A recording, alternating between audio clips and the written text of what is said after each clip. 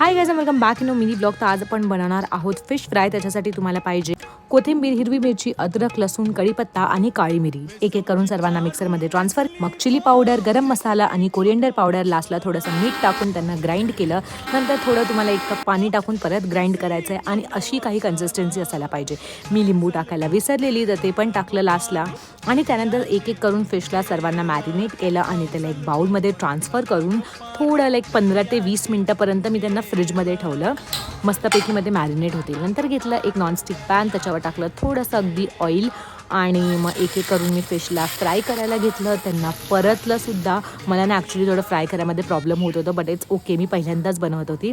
नंतर it's time to marinate. तर फक्त 2च पीस घेतले फिशचे आणि त्याच्यावर टाकलं थोडंसं लिंबू, कोथिंबीर. आणि गाईस, खरं सांगू, ही टेस्टमध्ये इतकी चांगली होती ना. प्लीज तुम्हीसुद्धा ही रेसिपी ट्राय करा and let me know in the comment section. Bye.